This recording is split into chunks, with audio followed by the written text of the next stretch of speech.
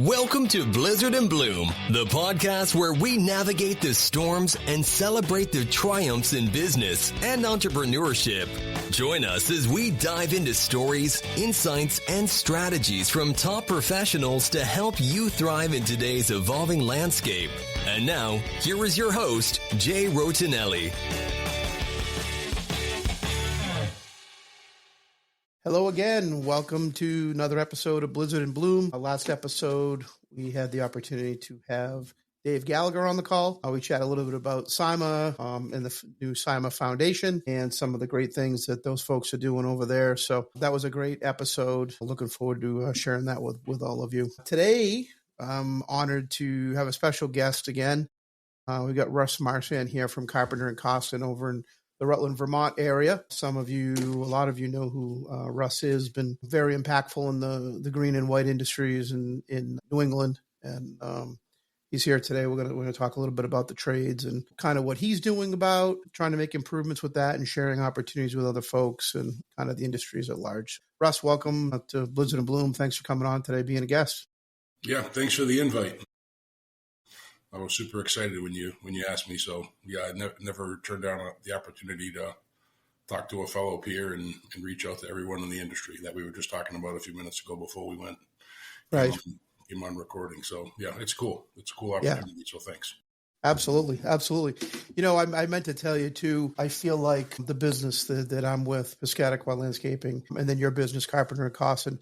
I remember going to the Vermont Greenscape, Turfscape shows in December to get pesticide credits. And I always remember seeing some folks from your team there. And the one thing I can share with you, and it was, I'm sure it resonates with you, but your team was always, they represented your company very well, and they were very professional, and they were engageable. And it was nice to be able to talk to them. And it was great because, you know, people see websites and they see different people of who they are in their organizations, but it's like, do they really operate that way, right? In what they represent. And I can tell you your team certainly does. So kudos to you for your leadership with your guys. Yeah, that's great to hear. Thank you. Yeah.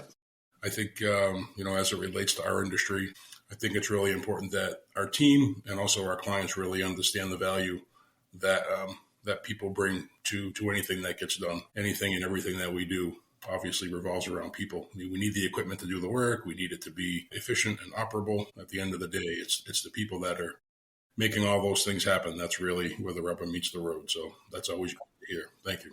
Yeah, good stuff. You know, Justin and I always talk about when we're talking with folks that come onto the team, and we say, you know, we're not just in the landscape or the snow business. We're in the people business, right? This is what we do, right? This is just what we do. Yeah. And, you know, there's times that we fall on our face a little bit, and it's all how we recover and make good on it or learn from it so that we can share with others so that, it doesn't really happen again. Yeah, I think that's an interesting point. And it's funny, I was just flipping through LinkedIn the other night, and Mike Hayes from Loving had posted something in regards to, fail faster. So what you just said kind of resonates with me on that front from just 24 hours ago. Interesting. You don't always plan to learn the hard way or learn by failing, because we like to think that we try to take as many different perspectives as possible when we make a decision. But sometimes at the end of the day, things just don't go the way that we had hoped or planned. And I definitely think the mark of a successful individual, team, company, organization is how they respond to adversity. Yeah. And I think on a daily basis, you're in one level or another faced with some level of adversity that you need to work through. I think making sure that your teams are always aware that they're going to be facing that adversity, but how they come together and work together to overcome those challenges is really all the wins that stack up to really do some really good stuff, right? So yeah, don't be so afraid to share in the losses or share in the mistakes or, oh my God, I didn't. You know what? That's all opportunities to learn from. Sure. And it's real world, right? It's real world stuff. Yeah. So can you share with us a little bit about how you kind of got in the industry and a little bit background on Carpenter and Castleton? Sure. I'll try to keep it as brief as I can. I was just the other day, I think I've been associated with this brand for 42 years. Wow. 42. So I grew up in the South Central Massachusetts. My father worked for Mass Electric, and he used to head up some of the contracts for municipalities on the North Shore of Boston. So he used to subcontract the utility work to Bill Carpenter. I think there was a point in my dad's career at the power company that he wanted to maybe try his own thing. And I think at that point, Mr. Donnie Costin had gotten out, and he was doing antiques up in like Wenham, maybe. And so my dad connected with Bill. They struck up some sort of a deal, and he ended up buying the company. Bill stuck around for a long time. So I used to get to work with Bill during the summers he would grind the stumps and I would clean up the shavings. I'm driving through the streets of Lynn, Mass and Swampscott and that whole North Shore area. So I did that on weekends when I went to visit my dad and during the summers. And I was definitely not what you would call a great student. I struggled to probably focus and apply myself in school. It just really wasn't for me. But luckily, I guess my dad kind of pushed me along and made me do my best, even though it wasn't what I wanted to be. He definitely pushed me to keep going and keep trying. So I ended up going to Stockbridge Agricultural School. So I did that for a couple of years, and a lot of the guys were, not a lot, but a handful of the guys were transferring into the landscape architecture department. So I gave that a go. That was a lot harder than I thought it was going to be. So that was like 90 to 95. And I got out and worked for my dad doing the design build end of the business. While I was in school, I met my wife, who was from Rutland, Vermont. She tried living in the city. She didn't like it. I liked her more than I liked living in the city. So I told my dad, see you, I'm leaving. I'm out. I'm moving to Vermont. I had a series of all kinds of different jobs, from building swimming pools to building houses to tuning skis to working at nightclubs up on Killington Ski Resort. Oh, yeah. But it was interesting. I used to get a lot of flack from guys saying, man, you got all this education and you're not using it. Like, what are you doing? And then I kind of got to the point where I ended up working for a company over in the Saratoga, New York area. And I realized that all of the jobs that I had really all just helped build my abilities as it related to design build. So now I knew how to build custom swimming pools. I knew how to build houses and blow out walls and do French doors and do pergolas and screened in porches. And so it really, interestingly enough, things always have a way of working out, I think, sometimes. So while I thought I was taking 5 years off and trying to find myself, I really was just building a lot of knowledge that I could keep with me and carry forward. Yeah. I ended up doing a lot of weekend work while I was working over in New York, and I ran into a guy who was probably 75 years old, had been doing hardscape installs, kind of well-known guy in our area, and asked him, hey, you ever think about selling this business? And he said, oh, every day. And I said, really? Well, today might be your lucky day. I had just finished building my house, so I had some sweat equity into it. So my father and I talked, and I put up my house, and he got me a couple of 350 pickups, a trailer, and a Bobcat, and maybe some Walker mowers. And that's how it started. Wow. And, that's a cool story. In 2008 or 2009, I partnered with my now partner, Matt Cataldo. So I was a Massachusetts guy that lived in Vermont and followed my wife. He was a Connecticut guy that moved to Vermont and followed his now wife. So we were kind of like the two Flatlanders. That's what they call you. If Implants. You're not from there. You're a Flatlander. Yeah. So even though I've been here for 30 years, I'll be a Flatlander forever. Still a Flatlander. Yeah, I can't outrun that one. That's just the way it is. So we had partnered. We created a partnership in, I think, 2008 or 2009, maybe 2008, I think. And he was really focused on maintenance. I was focused on design build. That was the year, of course, the housing market crashed. So all the design build work we had all pretty much went away like that. So we really started focusing on maintenance because we had no construction work to do. And then we realized reoccurring revenue was pretty cool. Jim Paluch was even more cool. So my wife scrolling through magazines, because we honestly weren't sure if we were going to be flipping burgers or we were going to be laying stones. We weren't quite sure what was going to happen. Yeah. So she was flipping through I think Lawn and Landscape magazine maybe, and found a JP Horizons story and said, hey, what do you think about calling this guy? And I said, what do we got to lose? We might as well call him. So I think at the time it was, I don't know, $5,000 for him to come out for the day. And I was thinking, holy shit, like, how are we going to afford $5,000? Like, are you kidding me? Like, there's no way we can afford that. And then we talked, and, Matt, myself, and my wife, Renee, I don't think Matt's wife at the time was working for the company. And we said, we probably can't afford not to spend this money. Like, we got to find it and just do it. So I think that was probably like my first big leap of faith to say, even after 20 years of being involved in this industry to one extent or another, I really didn't have the business side of it figured out. I didn't understand a lot of the principles that I now probably take for granted and just can. So Jim was instrumental in getting me on the right track and introducing me to people like Zach Strausser, who I'm, very close with at this point, and Bruce Moore Jr.'s of the world. Yeah.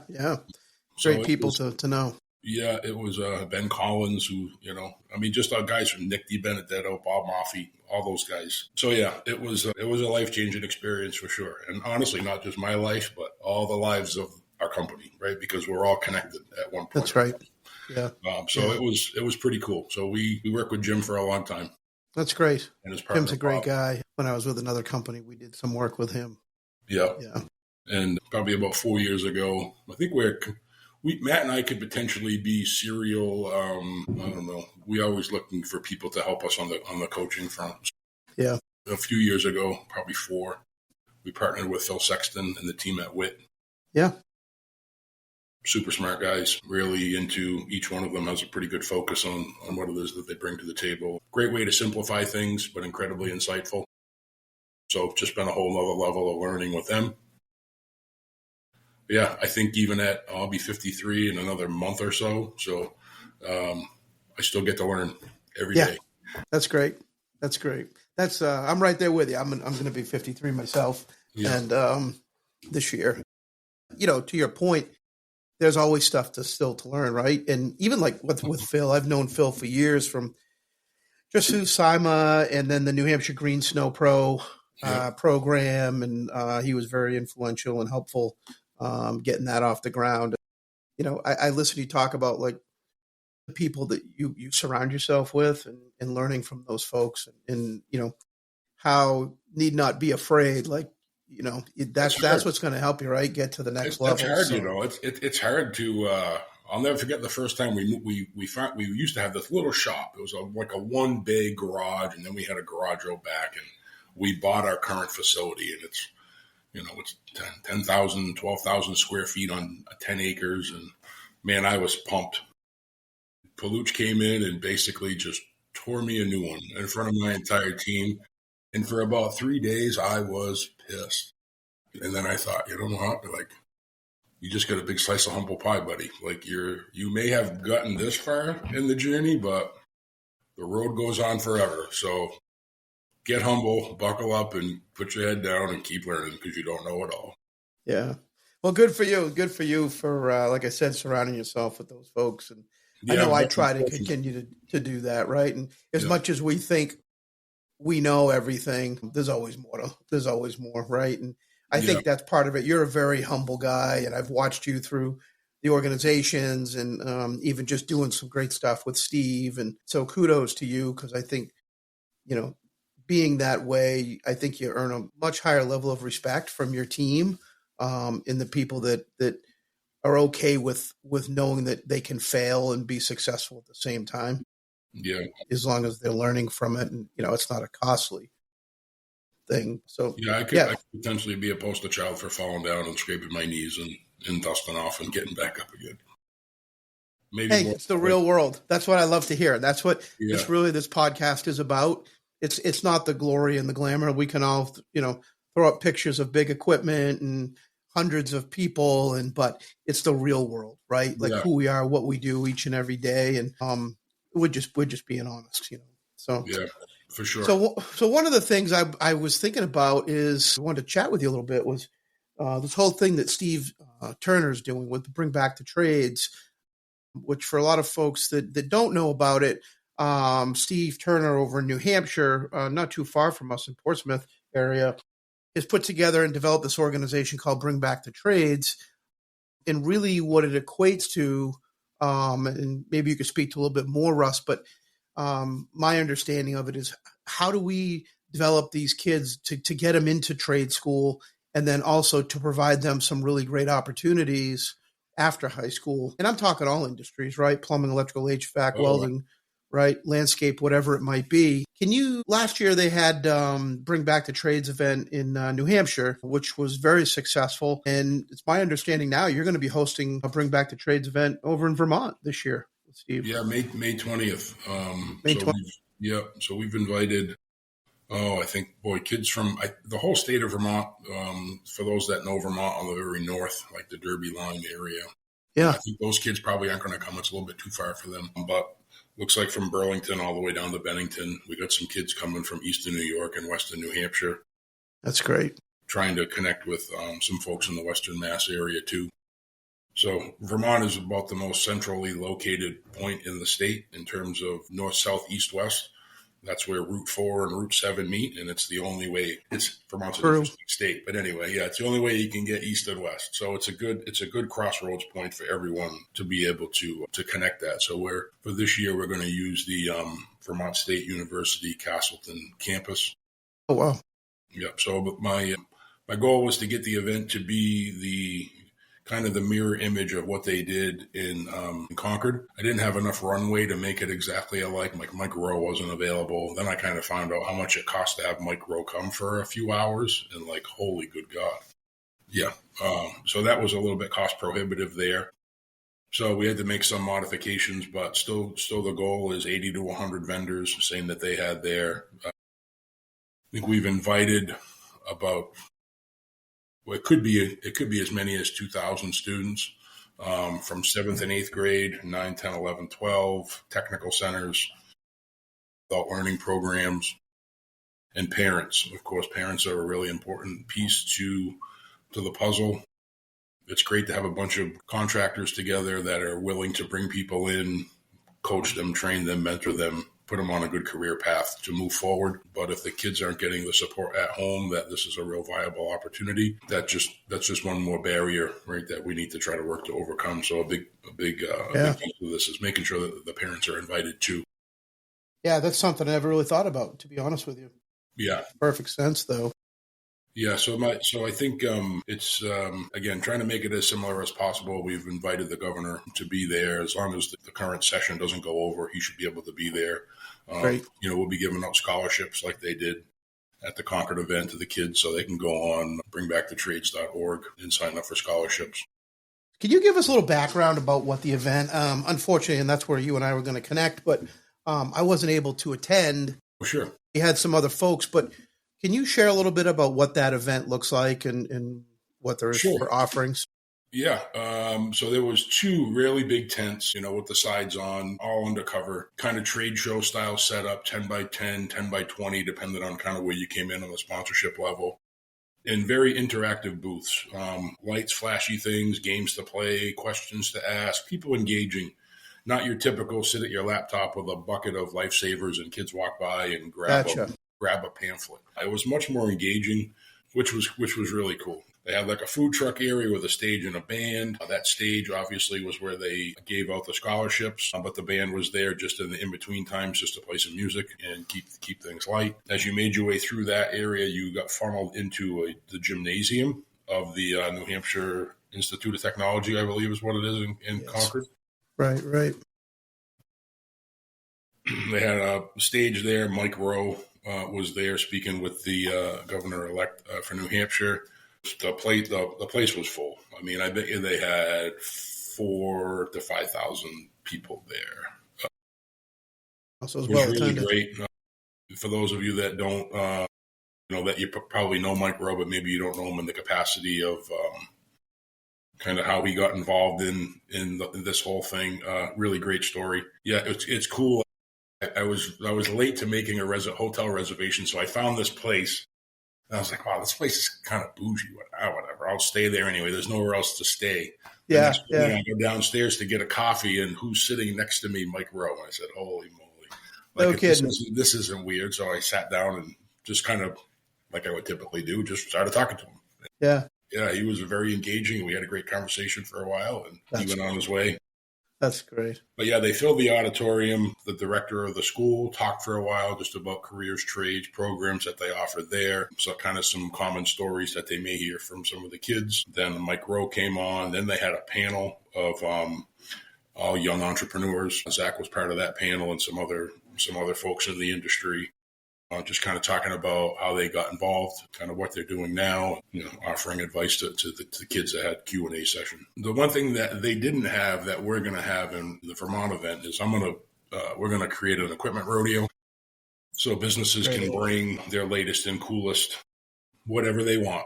And that way kids can engage. They won't be able to run stuff at this point, but we are talking about next year already, about potentially changing the venue and putting us in a situation where kids will be able to operate the equipment and run a bulldozer and run an excavator and work on some electrical, do some plumbing.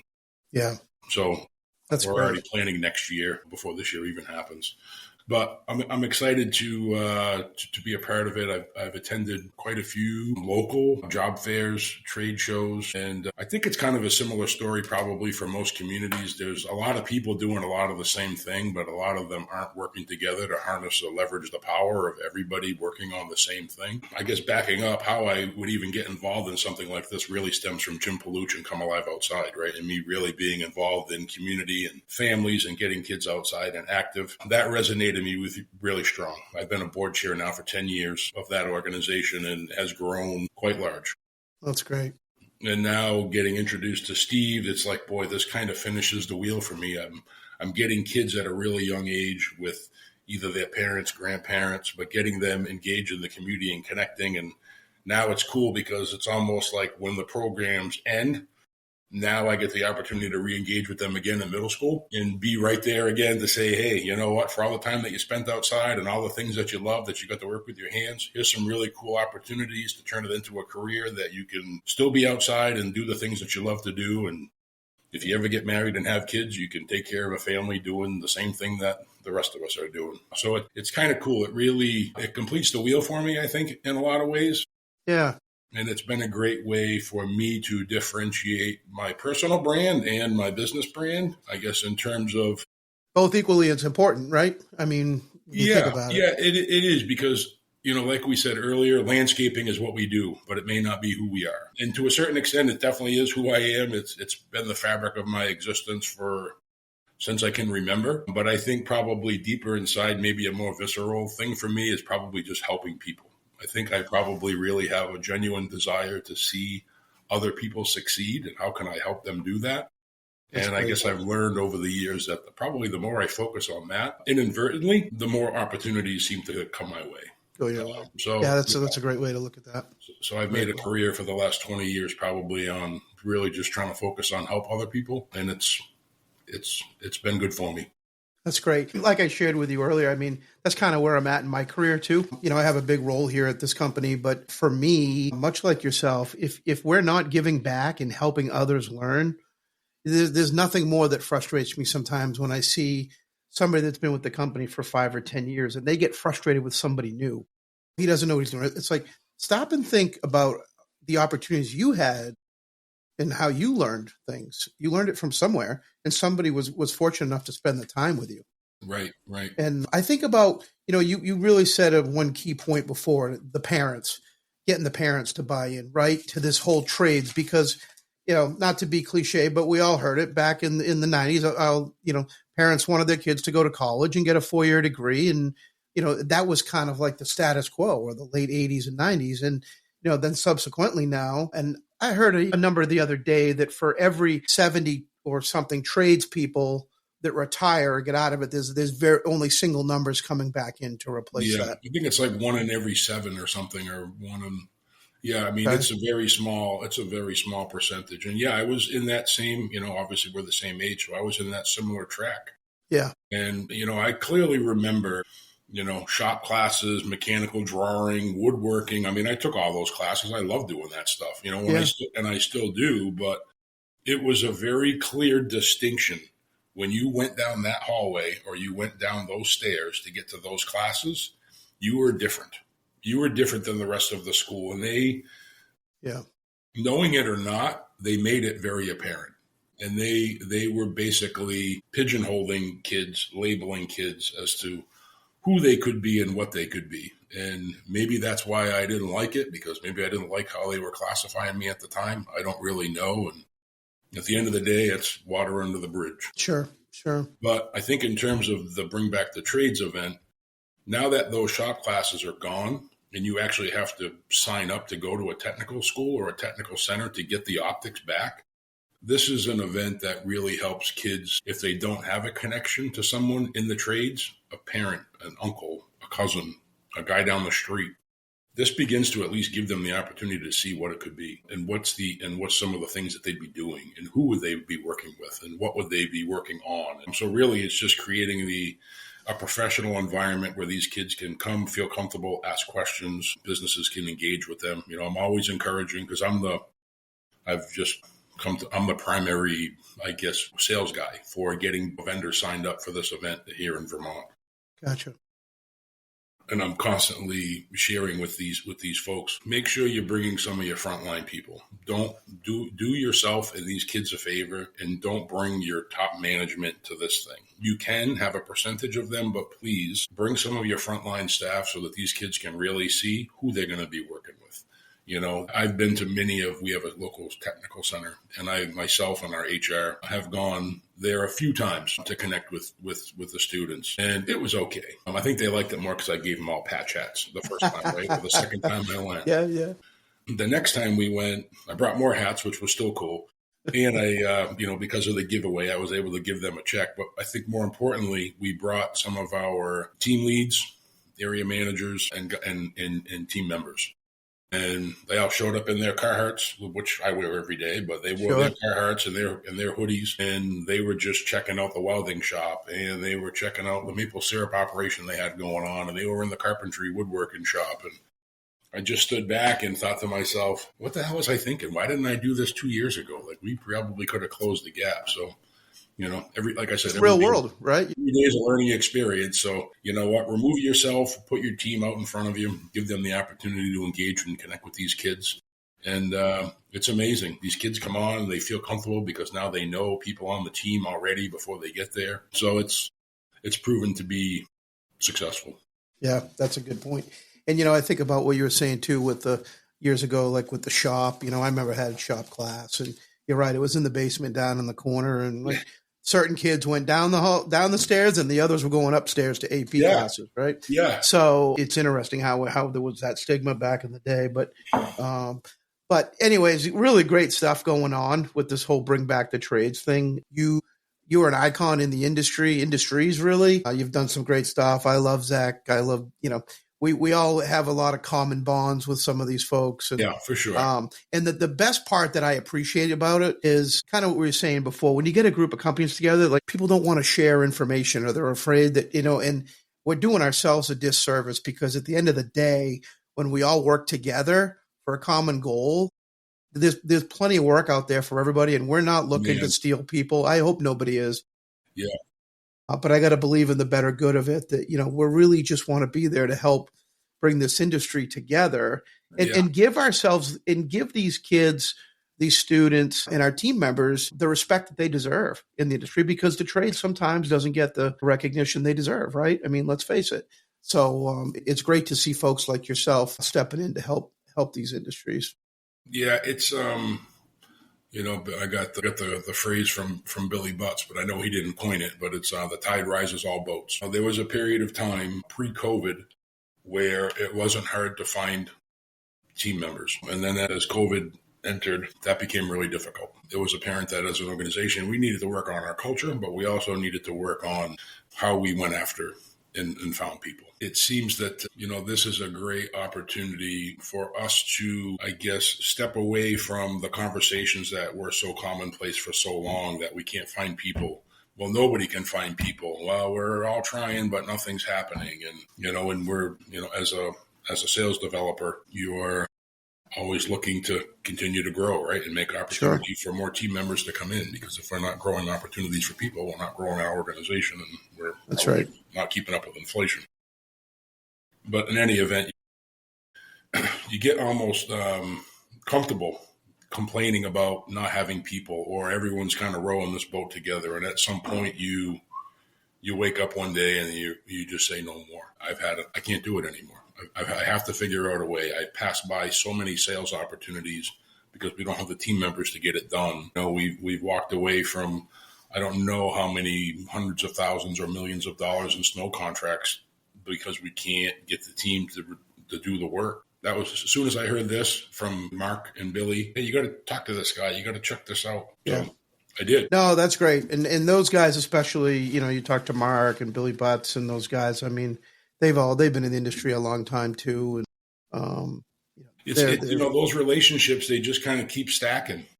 And, you know, it's never one over the other. It's kind of all together. And for me, you know, I think one of the things that I've been able to do well over my career is probably leverage some, you know, to human capital, to be able to make connections with people and then connect other people and just keep doing that. And it's amazing what a dragnet you can create and the opportunities that you can find when you're, again, willing to share, you know, the experiences of falling down and working hard and not having all the answers. And, you know, not being afraid to do so, right? People want to help people. I feel like it, you know, genuinely good people want to help people. So absolutely. Yeah. Well, I appreciate you taking the time today, and I appreciate all you're doing with the trades. I learned a few things myself today that I made some notes on. But the event is May 20th again, correct? And it's said at Castleton. Castleton, Vermont. Yep. Castleton, Vermont. Okay. Yeah. And if folks are looking to find out more information about that, how would they find out about that? You can either go on the bringbackthetrades.org, you look up events and it will be right there, or russ@carpentercostin.com, and just send me an email, let me know. I'll send you whatever I have and be more than happy to jump on a Zoom call with you and tell you what we got going on and how we can help potentially, or how you can help us or we can help you, or whatever. Yeah, absolutely. And that's what it's all about. So, yeah, well, sure. Great. I appreciate your time. And absolutely. I'm going to make sure I make my way over to that event as well, and you know, support I look forward to seeing you there. For the greater benefit. Yeah, I think that'll be a great time. Great. Thanks, Russ. Awesome. Appreciate your time today. Thanks, Jay. Take care. Yeah, take care. Bye-bye. Thanks for tuning in to Blizzard and Bloom with Jay Rotinelli. We hope you feel inspired and empowered. Don't forget to subscribe and leave a review. Join us next week for more insights and stories to help you bloom in your business journey.